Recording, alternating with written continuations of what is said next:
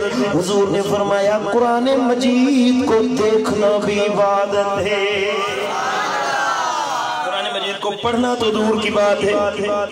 اگر کسی کو قرآن پڑھنا نہیں آتا نا، اٹھ کر قرآن مجید کو دیکھتا رہے اور آنکھ پلٹتا رہے، ورق دیکھتا رہے، تو پھر بھی اللہ تعالیٰ اس کے گناہ معاف فرما دیتا ہے۔ کچھ نہ کچھ قرآن مجید کی تلاوت کیا کریں۔ قرآن مجید نے فرمایا کہ صبح کی تلاوت بڑی شان والی ہے، صبح کے وقت تلاوت کیا کریں۔ فجر نماز پڑھ کر ایک رکوع ایک صفحہ اللہ نے طاقت دی تو پورا سپارہ پڑھے، 2 سپارہ پڑھے، لیکن کم از کم ایک صفحہ ہی قرآن مجید کا تلاوت کریں، وہ سارا دن اللہ تعالیٰ آپ کا اپنی رحمتوں کے لپیٹ میں گزار دے گا۔ جس دن کی ابتدا اللہ کے قرآن مجید کی تلاوت سے ہوئی ہو،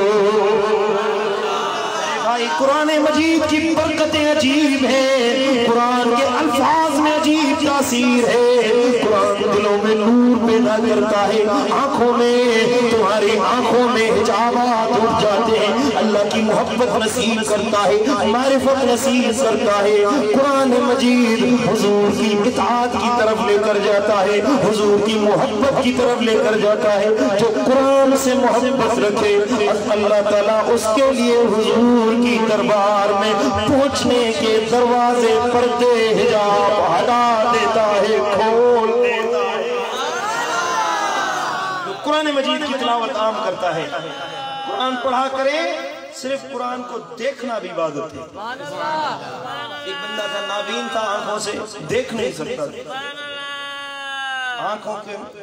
آنکھوں میں نور نہیں تھا، لیکن اس کی ایک عادت تھی، وہ صبح سویرے اٹھتا، شام ہوتی پھر اٹھتا، قرآن مجید کو ہاتھوں میں لے کر اس کو ہاتھ لگاتا، سینے سے لگاتا اور آنکھ پلٹتا رہتا، صفحات کو پلٹتے اس کی شام گزرتی، رات گزرتی، وہ اس کا عمل یہی تھا اور کوئی عبادت نہیں تھی، بس قرآن مجید کو سینے سے لگاتا، پڑھنا نہیں آتا، دکھائی تو بس ہی نہیں دیتا۔ وہ مر گیا، وفات پا گیا، قبر میں پہنچ گیا۔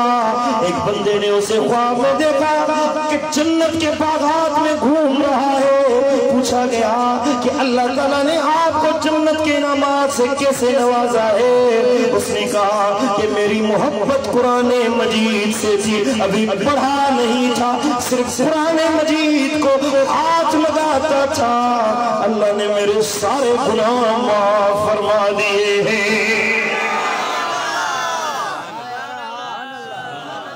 جانی وارو روگی قرآن کے بھی دسو پڑھو نہ کرے عبادت تھا، قرآن جب متن نہ پڑھو روگی ترجموں میں پڑھو نہ ترجمے میں لذت ہے، قرآن کے دسن بھی عبادت تھا۔